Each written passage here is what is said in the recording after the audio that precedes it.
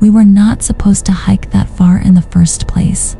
It was meant to be a short weekend trip, just a break from finals and the endless grind of college life. We packed light, followed the trail Professor Mercer suggested, and promised we would be back by Sunday night. I was just glad to be out there. The noise of campus had been drilling into my skull for weeks, and when Clara said she was joining too, it felt like a good sign, like maybe things would finally settle in my head again. There were 6 of us: Clara, Jason, Kira, Mark, Tanya, and me. We were not exactly friends, more like classmates orbiting the same major, environmental psychology. Mercer had dangled extra credit to bait us into this hike, and most of us were desperate enough to take it.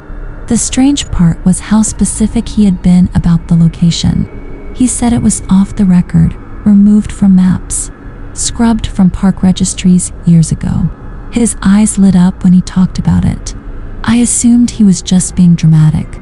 If this story gets under your skin, like, comment, or share it with someone who enjoys a good chill.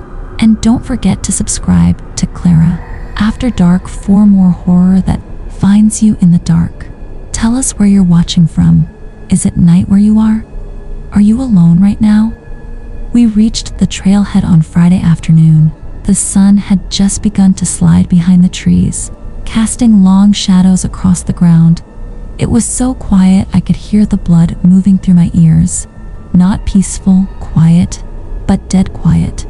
No birds, no insects, not even the wind moving through the leaves. The silence pressed down like something physical. I looked at Clara. She was walking just ahead of me. Her earbuds were out, which was unusual. She turned and whispered without smiling, "You hear that?" I nodded. Jason tried to lighten the mood with jokes about forest ghosts and cursed raccoons. Kira rolled her eyes and walked faster. Mark took the lead with his map and compass, like we were in some survival competition. Tanya kept close to him, snapping moody shots with her camera for her blog. I hung back with Clara, keeping to the edge. She always noticed things before anyone else. About a mile in, we crossed a narrow bridge made from decaying wood.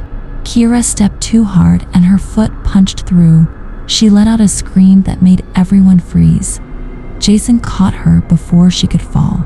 She brushed it off with a laugh, but her hands were shaking. No one said much after that. We just kept moving. We stopped for the night beside a dried creek bed. The ground was cracked and bleached like it had not seen water in years. No one remembered crossing any flowing water on the way in. Still, it was the only flat place we had found. We set up camp. Fire, tents, warm beers, the usual. Clara sat beside me as the fire burned low. Her hands hovered near the flames.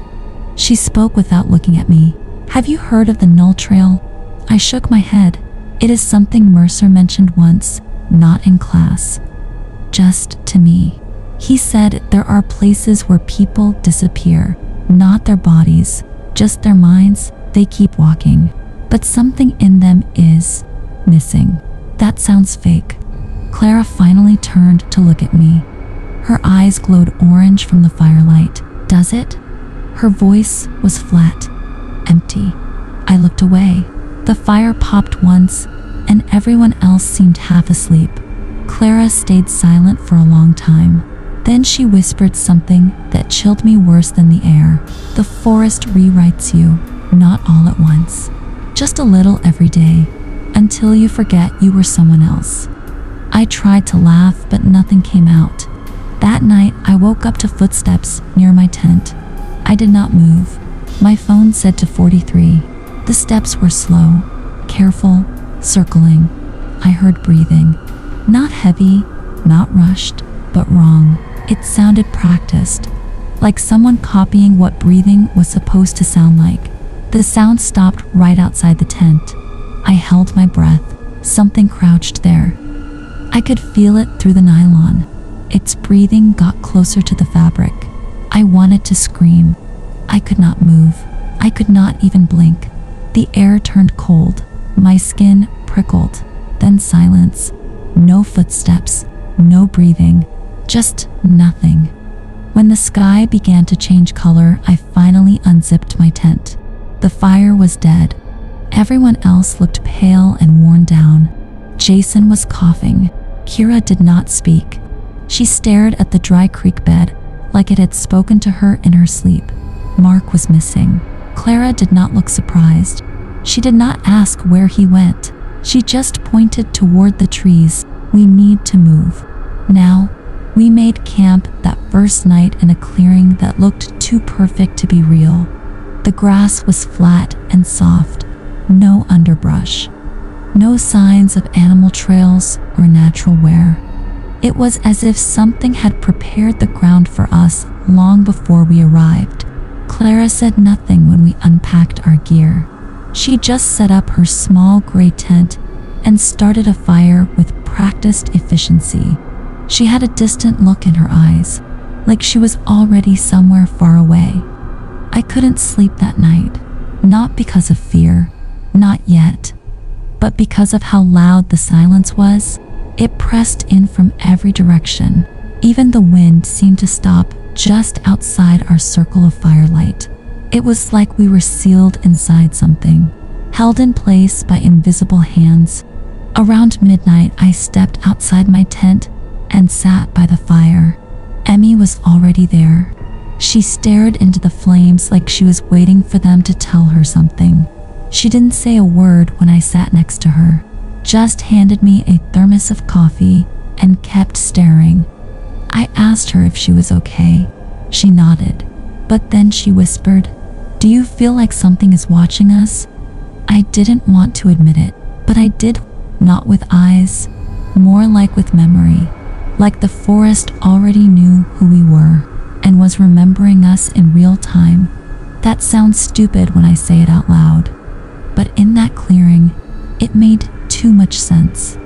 Clara showed up from the trees just before 2. She had no flashlight, no gear. Her hoodie was damp with something that looked like dew, but smelled faintly metallic. She didn't say where she'd been, only nodded to us and sat down. She looked at me for the first time all day and said, "You should sleep now. You'll need it. When Clara talks, you listen." I went back into my tent and tried to rest, but I had dreams that weren't mine. A deer watching a hiker bleed out in the leaves. A cave with walls that pulsed like lungs. A scream that echoed upward for miles, but never left the mouth that made it. When I woke up, I didn't remember getting into my sleeping bag, and there was dirt under my fingernails. We broke camp early. No one said much. Even Devin was quiet. He usually couldn't go 5 minutes without a joke or some dumb story. But that morning, he just kept looking at the trees, like he expected them to move. Clara led us east. There wasn't a trail anymore, just moss and roots and uneven slopes that seemed to tilt in the wrong direction. Every few minutes, Clara would stop, tilt her head, and change course slightly. No compass, no map, but she moved like she was following something only she could hear. I asked where we were going. She said, "It's not a place, it's a point." When I asked what that meant, she just smiled without humor, like it was the saddest joke in the world. Around noon, we came across an old wooden bridge.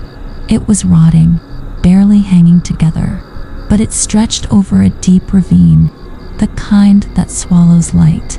Clara walked across first, slow and calm. Her boots landed between the gaps like she had walked it 100 times before. When Emmy stepped onto the bridge, she froze. Her whole body locked up. I put a hand on her shoulder and told her to breathe. She whispered, "It's whispering back." I didn't ask what that meant, because I heard it too. Voices, not loud, but constant, like old memories being stirred by the wind. A child sobbing, footsteps in dry leaves, someone humming an off-key lullaby. By the time we crossed, All of us looked different, like the bridge had taken something. I felt colder, like the warmth I'd carried with me since childhood had drained into the wood.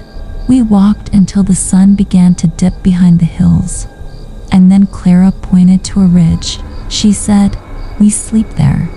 We didn't argue, not because we trusted her, but because something in the forest was changing. The air tasted like wet metal, and the trees looked taller than before, bent in the wrong places. That night, we didn't light a fire. Clara said it would see us, and no one asked what she meant.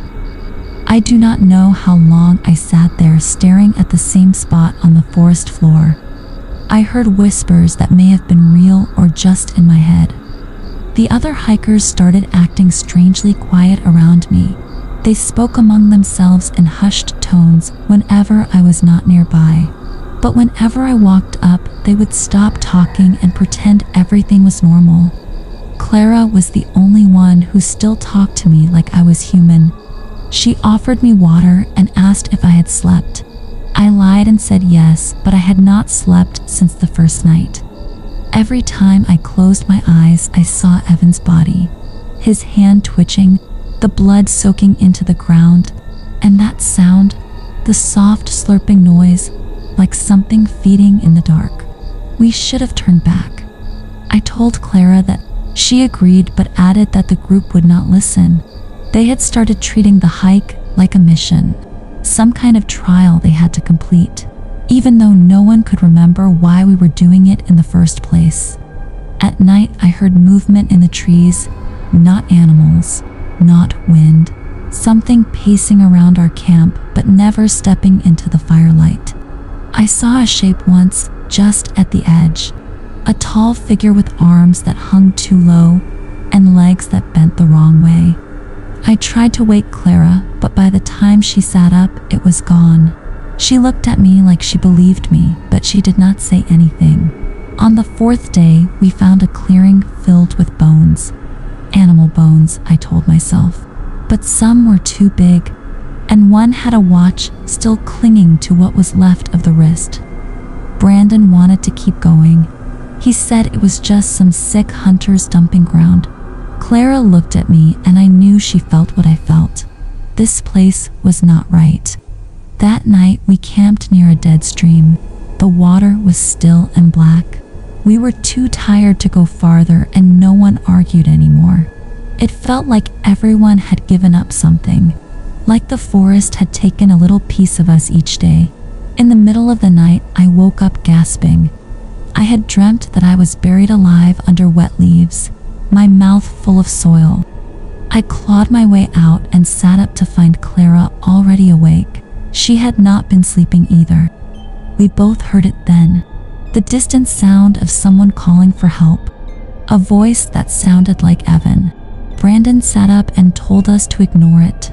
He said it was just a trick, but the voice kept calling, soft and broken, like someone trying to speak through cracked ribs.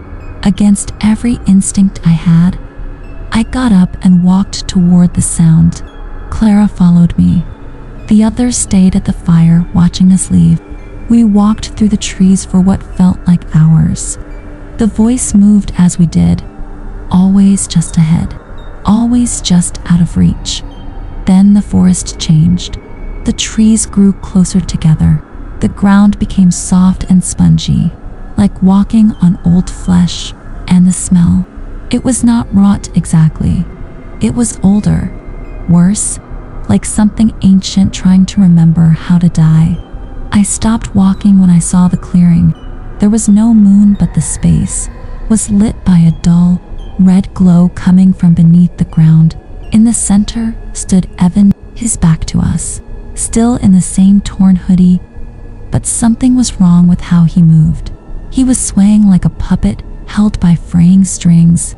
Clara reached for my hand and I felt her trembling. We should have run. I do not know why we didn't. We watched as Evan slowly turned toward us. His face was ruined, jaw hanging open, eyes wide and glassy like he had seen too much and not enough at the same time. And then he smiled. The forest pulsed around us. The trees seemed to breathe in, and I swear, they whispered our names. I froze as Evan's broken smile stretched wider than should have been possible. His eyes reflected a darkness that felt like it was swallowing the clearing whole. Clara's grip on my hand tightened until it hurt. The forest around us seemed to close in, branches scraping against each other like dry bones, the ground pulsing under our feet with a rhythm that matched a heart beating somewhere deep below. Then the voice came again, not from Evan, but from the trees. A chorus of whispers layered on top of each other, calling our names, calling for something lost and hungry. I wanted to scream, but no sound came out. Clara's face was pale, but her eyes held a strange fire. She whispered that we needed to leave. Now, I tried to take a step back, but my feet felt stuck, as if the earth had grabbed hold. Evan's gaze locked on mine, and I felt something cold crawl up my spine. He started to move closer, slowly at first, then faster, his legs bending and twisting in ways that made my stomach churn. I pulled at Clara. We ran through the dense trees, branches slapping against our skin, the whispers chasing us like a storm. Behind us, the dull red glow faded, but the feeling of being watched never left. When we burst back into the campsite, everyone was gone. Only their backpacks and scattered belongings remained. The fire was dead, and the night air felt thicker, heavier. Clara and I searched for hours, calling their names, but the forest swallowed the sound. No answers came back, just silence and shadows moving in ways that made my heart jump. We decided to wait until morning, to gather what we could and head back, but the night was far from quiet.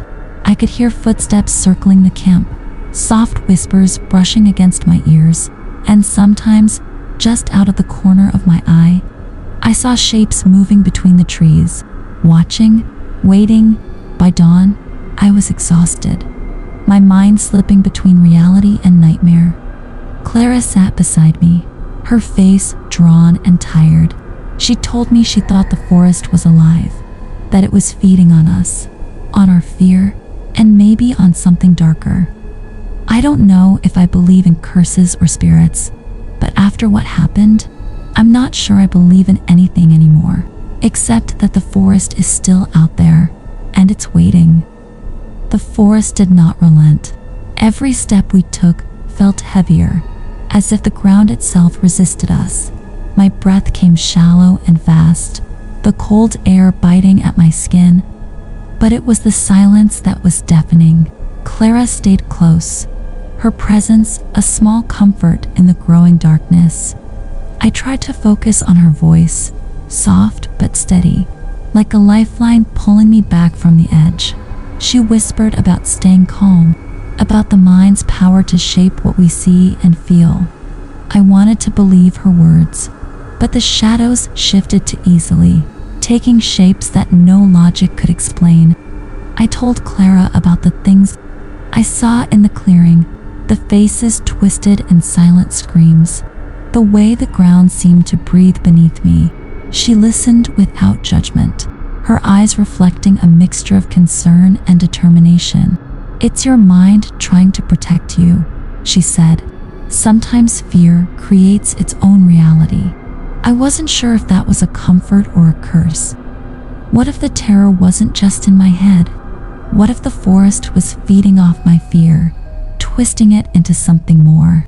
The whispers grew louder, now unmistakable voices echoing through the trees. They seemed to call my name, coaxing me to step closer to the unknown. Clara gripped my arm, pulling me back just as I felt the pull of the darkness. "Don't listen," she said firmly. "Hold on to me." Her hands were warm, grounding me when everything else threatened to unravel. But even as I clung to her, I could feel the boundaries between reality and nightmare blurring. My mind fractured, fragments of memories mixing with visions I could not explain. We stumbled on, shadows pressing close behind us. The forest seemed alive with a presence older than time, watching, waiting. My heart pounded not just from fear but from the growing realization that this was not a place we could simply walk out of. Something ancient and hungry lurked beneath the surface, and it wanted more than just our fear. It wanted us. Clara whispered that we had to face it, confront the darkness within ourselves, or be lost to it forever. I wasn't sure if I had the strength to do either. The deeper we went, the more the forest seemed to close in on us like a living trap. Every step felt heavier, and the air grew thick with an unspoken dread. Clara's voice was the only steady thing in the madness around me. She urged me to focus on my breathing to ground myself in the moment, but my mind was spiraling. The whispers returned stronger, now not just calling my name, but filling my head with dark promises and forgotten fears. I tried to resist, but their pull was relentless. I looked at Clara and saw the worry etched on her face. She was no stranger to fear, but this was different. She reached out and took my hand in hers. "You're not alone, Liam," she said softly. "We will face this together." Her touch gave me a fleeting sense of hope, but the shadows shifted and grew. Like something hungry, sensing weakness, I felt the cold creeping under my skin like icy fingers tracing my spine. Memories I had buried long ago surfaced without warning. Faces of people I lost and moments I wished I could forget came crashing back. The forest was not just outside us, but inside too, feeding off my pain and regrets. Clara whispered again, reminding me that fear was a prison we built ourselves. I wanted to believe her, but the forest was screaming lies in every rustle and crack. Then the ground beneath us trembled and a hollow voice echoed around us, telling us to leave or be claimed. My heart slammed in my chest and panic surged, but Clara held me tight. "We face it now," she said, "or we never leave." I nodded, afraid but knowing she was right. The forest was not just a place but a test, and I had to survive it, not just for me, but for us both. The trembling ground beneath us settled, but the silence that followed was heavier than before. Clara tightened her grip on my hand and led me forward. Every step was a battle against the shadows that clung to my mind like chains. The whispers faded into distant echoes, but the feeling of being watched never left. I kept stealing glances at Clara, drawing strength from her steady presence. The trees around us seemed ancient and alive, their gnarled branches reaching out like twisted fingers. I wondered how long this place had held its secrets and what darkness had grown here before us. Clara spoke softly about the power of facing our fears head on, about how confronting the past could break its hold on us. I wanted to believe her, but the weight of everything inside me made that hard. A cold wind swept through the clearing and I shivered, feeling exposed and vulnerable. Memories surged again, sharp and vivid, like daggers piercing my chest. I saw my mother's face, her sadness and anger mixing with something I never understood. Clara's voice pulled me back from the edge, reminding me that I was stronger than the ghosts that haunted me. We pressed on deeper into the forest, the path narrowing and twisting until it felt like a labyrinth with no end. Time lost meaning as fear and hope battled inside me. Clara's presence was a lifeline, a reminder that I was not alone in this nightmare. Together, we would face whatever awaited us in the darkness, even if it meant confronting the darkest parts of ourselves. The days after that walk felt strange and disconnected. My mind was a fog I could not clear. Clara stayed close, her presence steady and grounding, but even she could not explain the weight pressing on my chest.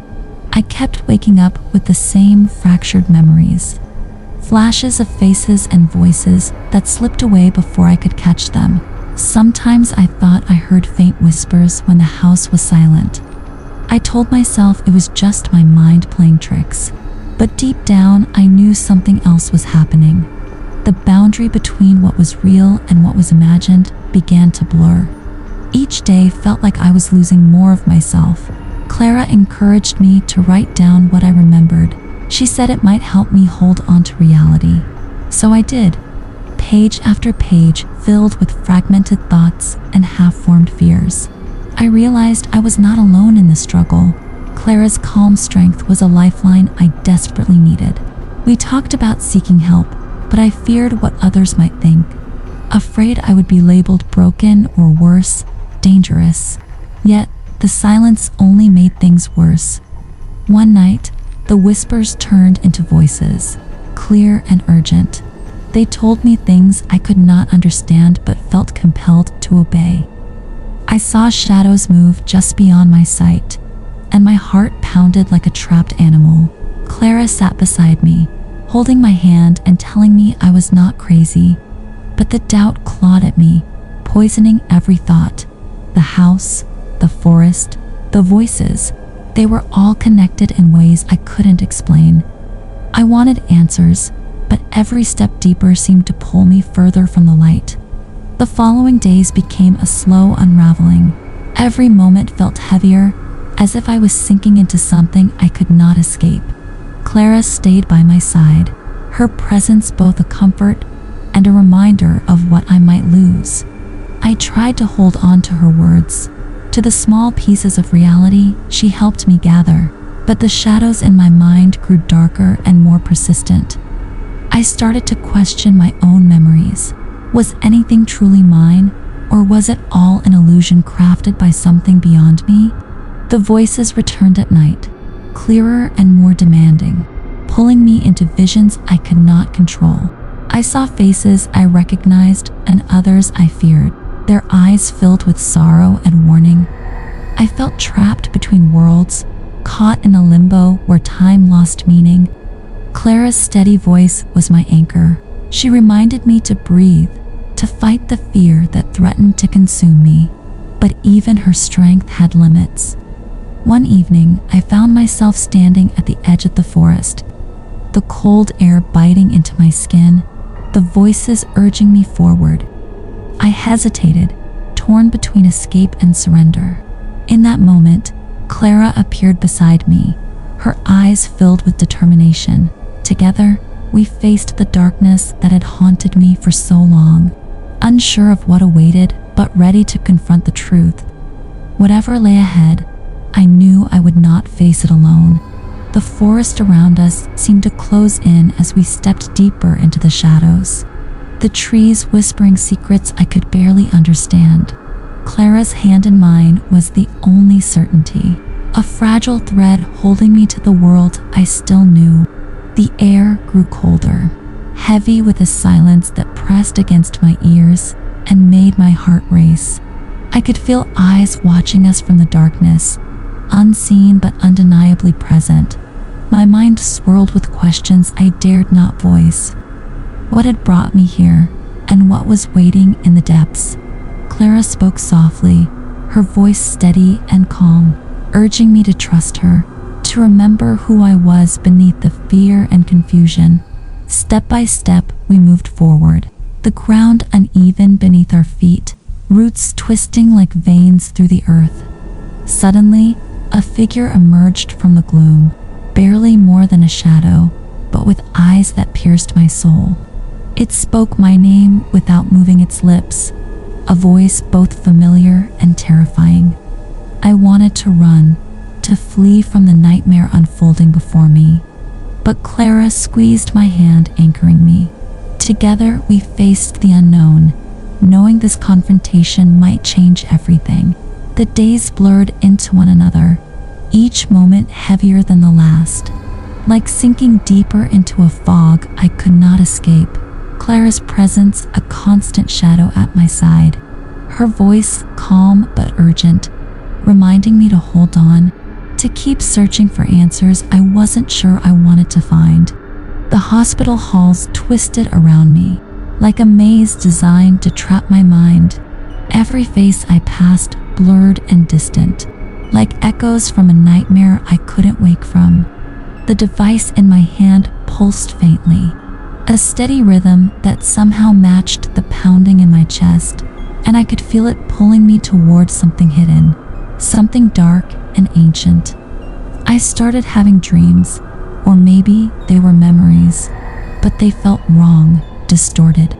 I saw fragments of a life I never lived, places I never visited, people who looked familiar but whose names I could not remember, as if my mind was rearranging itself, trying to make sense of a puzzle missing half its pieces.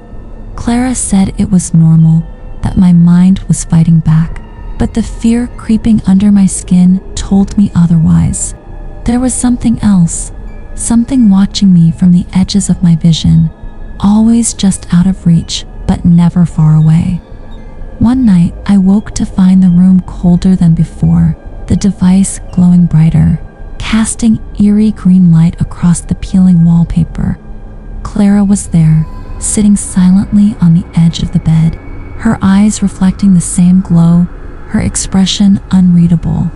I asked her if she felt it too, the growing presence that seemed to seep from the walls themselves, but she only nodded, her voice barely a whisper, warning me to be careful, that the past was not done with me yet.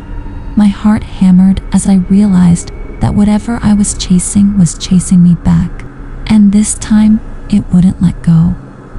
I don't know how much longer I can keep this up, the lines between reality and nightmare blurring into one, but I have to try, for my sanity, for the truth, and for the hope that somewhere in this darkness, Clara and I can find a way back to the light. I started hearing whispers in places where there should have been silence. In the shower, behind the medicine cabinet, beneath the bed, they always started softly, like wind brushing leaves, but soon they grew louder, forming half words and names I didn't recognize. I tried recording them, but every playback came back empty, only the sound of static and my own breathing. Clara didn't seem surprised. She said it meant the house was opening, not the walls. She clarified, but something deeper. The mind beneath the wood, the memory beneath the carpet. Clara began to change. She still smiled, still spoke with her usual calmness, but there was a distance behind her eyes. I caught her staring at corners that no longer existed, places where the geometry folded in impossible ways. She said she remembered this place now, not just from our visit, but from somewhere deeper in her memory, as if she had been here before or always. I asked her what that meant. She didn't answer. That night, I woke up choking, not on smoke or air, but on water. My sheets were soaked, my clothes clung to my skin, and the floor was covered in puddles. Clara was already awake, standing in the hallway, her shadow stretching far too long across the floor. I blinked and she was beside me, her hand on my shoulder, her voice soft. "You went too far," she said. "You opened something." We left the room and found the basement door open. Neither of us had touched it. I had locked it days ago. We stood at the top of the stairs, listening.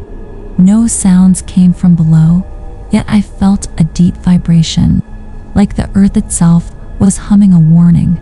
I told Clara I wanted to leave. She said we couldn't, not yet. The house remembered us. It needed us to finish something. I asked what. She said we were close, and that the house would show us soon. I'm not sure if I trust her anymore. We went back into the basement, but it was not the same place anymore.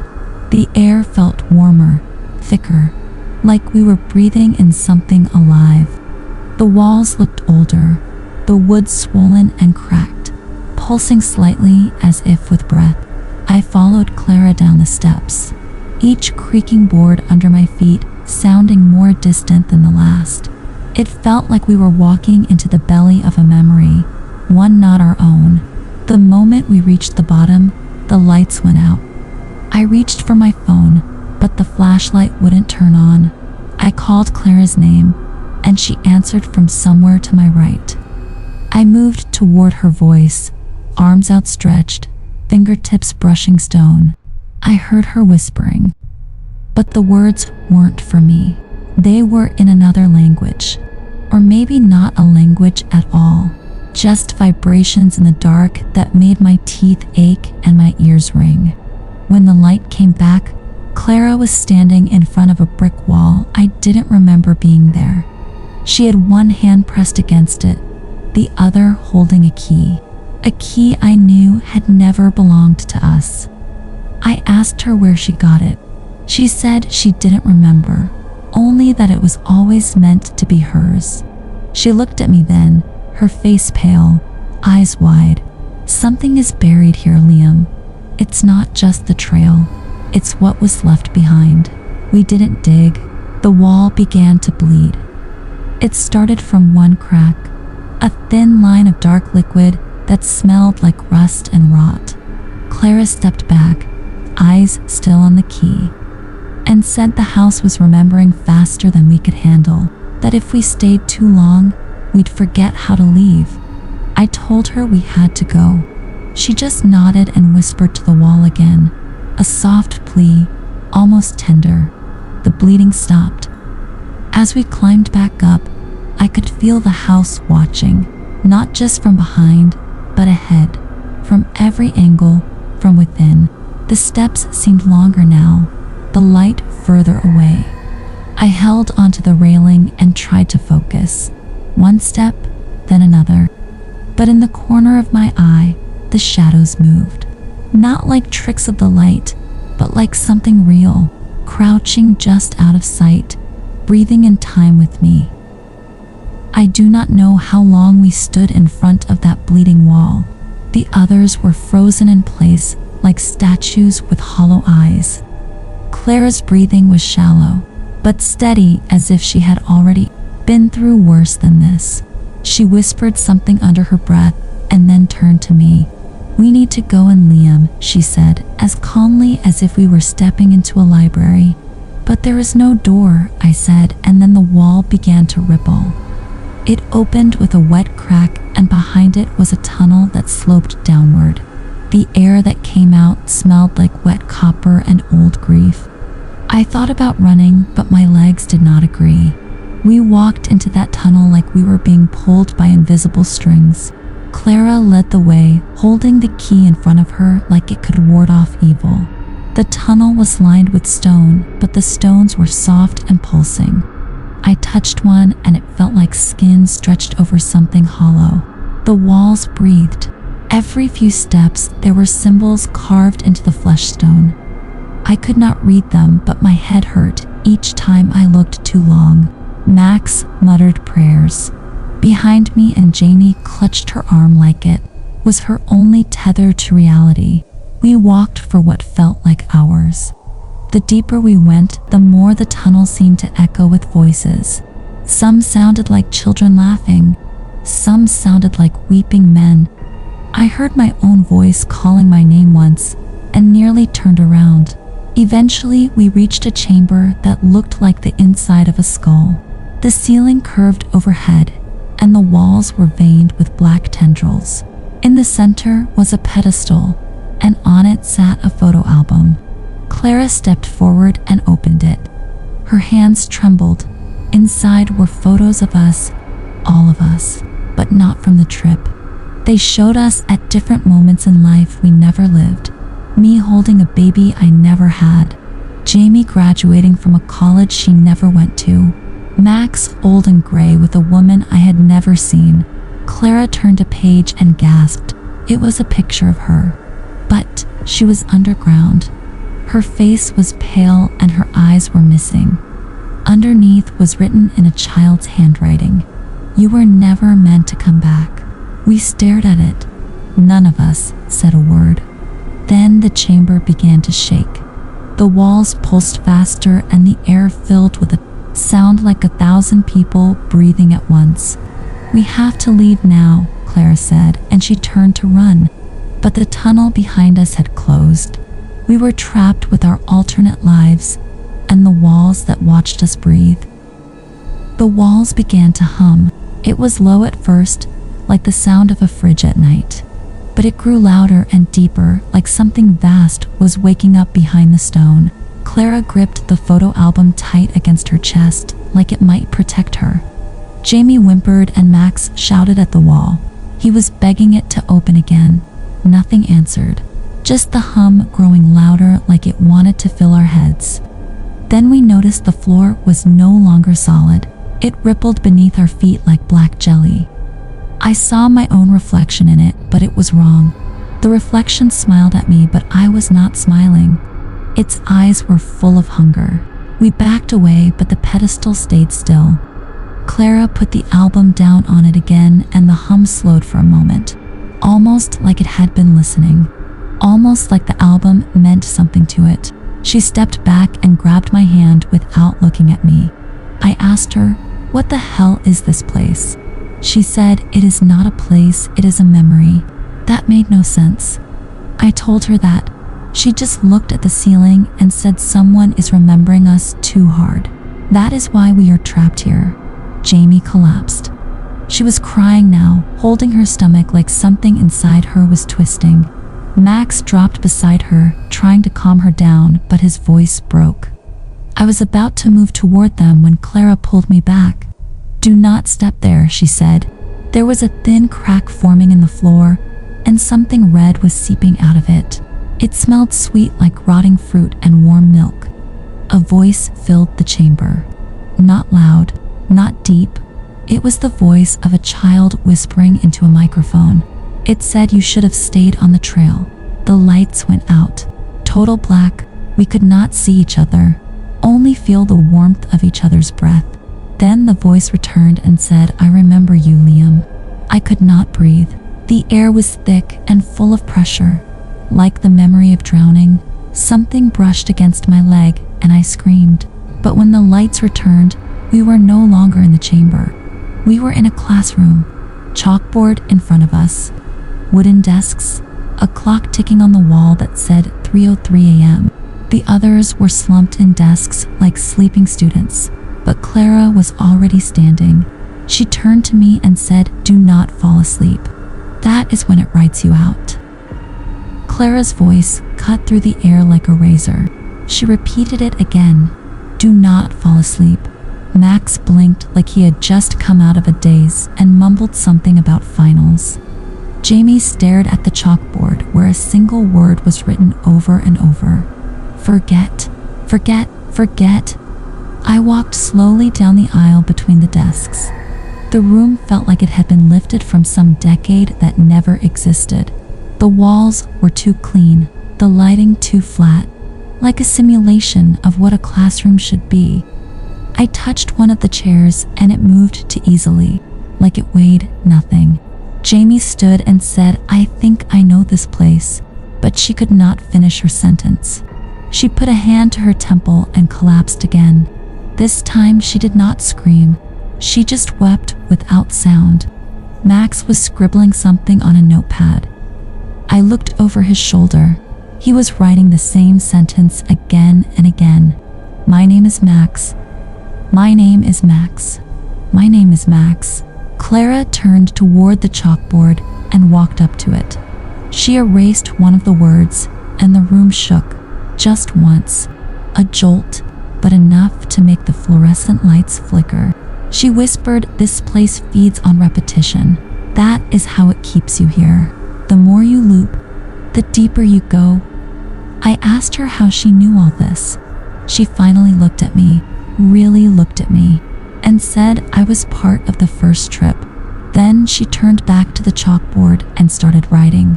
Names, dozens of them, none of them ours, but each one familiar in a way I could not explain.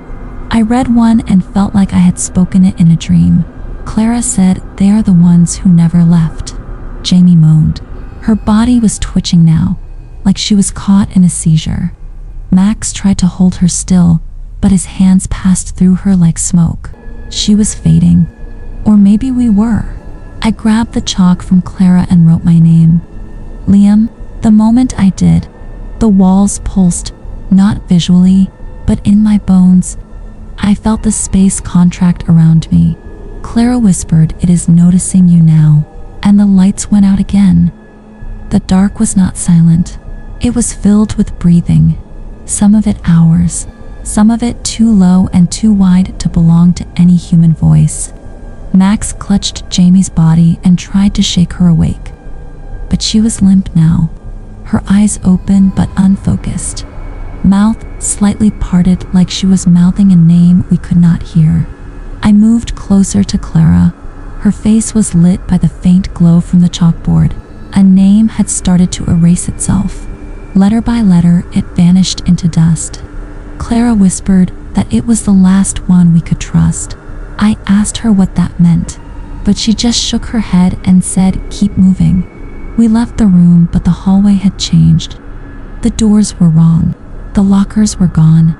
The walls felt too close and stretched upward into nothing, as if the ceiling had decided to vanish. Max asked where we were going. I told him I didn't know. He snapped that he was sick of not knowing, sick of me pretending I had a plan. His voice echoed too loud, like it had been amplified by something waiting for sound. The hallway cracked behind us, a low ripping noise, like wet fabric tearing. Clara grabbed my arm and pulled me into the nearest door. The room was a kitchen, old and forgotten. Everything was gray, the counters, the tile, even the food on the plates. Max followed, still carrying Jamie. He laid her on the counter and took a deep breath. He said we need to rest, just for a second. Clara said that was exactly what it wanted. I stared at the clock above the sink. It ticked backwards, the second hand spinning in reverse, but the sound it made was forward. Tick, tick, tick. I felt something crawling up my spine, not physical, just an idea. Something was rewriting our time, stretching it out, like it wanted us to forget the real world even existed. Clara pulled something from her pocket. It was a small mirror, cracked and dirty. She held it to Jamie's face and said if she fogs it, we still have her. If not, she is already part of the room. We waited and watched and prayed.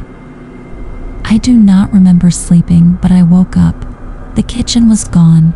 The walls were bare and gray like dried concrete, and I was lying on a cot that had not been there before. Clara sat next to me with her arms crossed and her eyes fixed on the floor. Jamie was still unconscious, but breathing normally now. Max was pacing back and forth like he had walked that same path 1,000 times already. No one said anything for a while. Then Clara looked up and said one thing. "We are not in your memory anymore." Her voice was quiet and steady, but the weight of those words pressed against my chest like a slab of stone. Max stopped walking. "What do you mean?" I asked.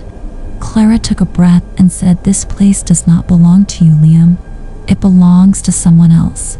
It was built from your mind, but it is not yours anymore." It felt like she had pulled the floor out from under me. I looked around again and realized it was true. This was not the old school kitchen or the hiking trail or anything from our lives. It was blank, like a waiting room for something worse. "So, what do we do now?" I asked. Max clenched his fists and stared at Clara. "You brought us here, you must know how to get us out." Clara met his stare calmly and said, "I did not bring us here, Max. You did. You all did. Together." No one wanted to hear that, especially Max.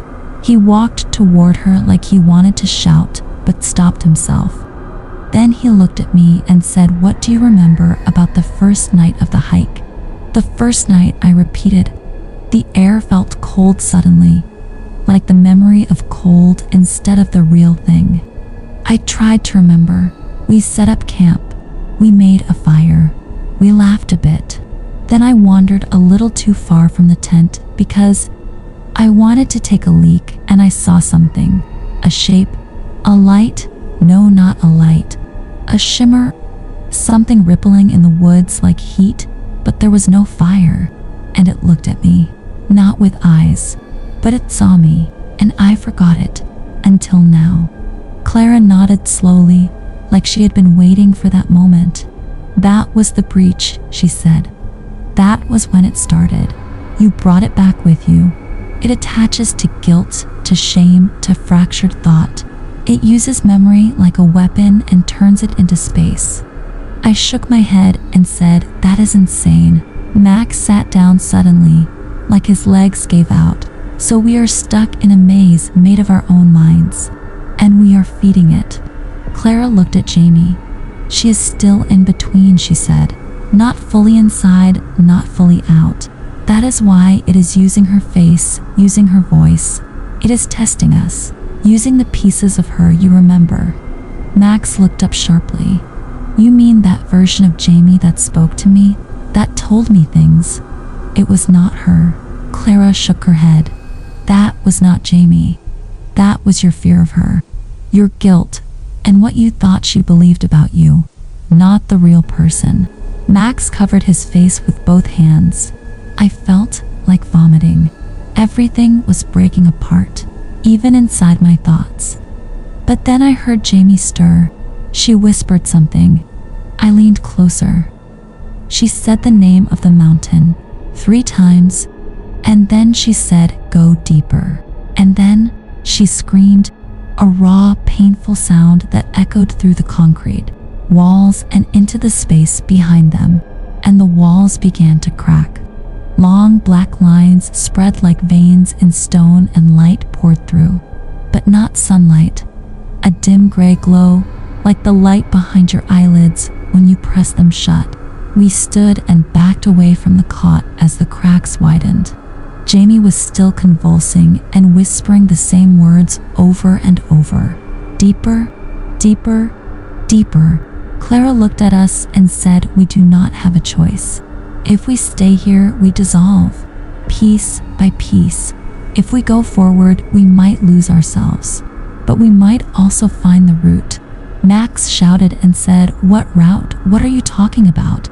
But I already knew, something buried, under layers of self-protection, the place where it all began. Clara reached for my hand and held it tight. The walls broke, and we fell again. We landed on our feet, but barely. The world around us was different again, not a memory, not a place.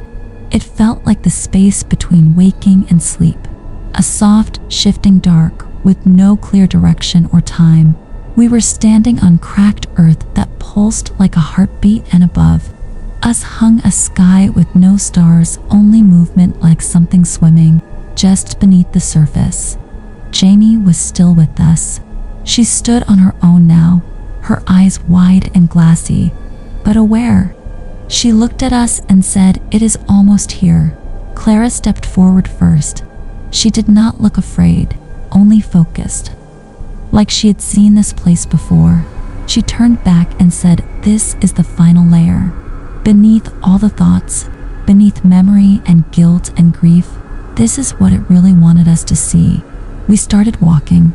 There was no path, but our steps left marks behind us, like fire burned into ash. The shapes above us moved lower. One of them dipped too close, and I felt a scream curl in my throat, but nothing came out. Clara grabbed my wrist. Keep going, she said. Do not stop to look. Just keep your focus. Jamie whispered that she could hear voices in the cracks below. Max said he could feel his bones trying to forget how to hold him up. I just walked, one step, then another, until the ground opened beneath us, and we stood at the edge of something ancient, a pit of teeth, thousands of them spiraling into darkness. And inside the center, I saw something move. It looked like me. It looked like all of us. It wore Clara's voice, Jamie's eyes, Max's laugh, and it said, thank you. I could not move, not because I was frozen with fear, but because it had taken the shape of every mistake I had made, every thought I never said aloud, every doubt. It was not here to kill us. It wanted us to stay, to dissolve into it, to become part of the endless memory it fed on. But Clara stepped forward, and she said no, not this time, not again. And she reached into her coat and pulled out something small and silver, a piece of mirror. She handed it to me. "Hold it up," she said. "Make it see itself." My hand trembled, but I did it. I held the mirror high, and the creature flinched. Its shape cracked. The voices twisted. And then everything exploded in light. When I woke up, I was back at the cabin, the real one, outside the mountain. The sky was clear, and the air smelled like pine and ash. Jamie was sitting near the fire pit. Clara stood at the edge of the trees. Max leaned against a log, breathing like he had just run miles. We were out, but something had changed. We never spoke of what we saw, never told anyone about the thing that lived between memory and guilt. We finished the trip in silence, and when we got back home, we went our separate ways. But sometimes at night, when I close my eyes, I hear Clara's voice again. "Keep going, Liam. Do not look back, only forward." And I wonder if we ever really left, or if part of us stayed behind in the pit, still walking, still remembering, still feeding something older than fear, something deeper than thought. If you are still here, listening in the dark with your eyes wide and your breath shallow, then maybe a part of you recognizes it too. Maybe something inside you has felt it watching, waiting, just under the surface of your most private thought. But remember this, it only wins if you forget who you are. It only wins if you stop walking. So do not ever. And if this story haunted you even just a little, like it haunted us, then like this video, leave a comment, tell me where you are listening from, and when you last trusted your own memories. And most importantly, share it with someone who thinks hiking is only about nature. And if you have not already, subscribe to Clara After Dark, because the things we remember are sometimes just the beginning, and the things we forget might already be waiting. Good night, and do not look behind you, not tonight.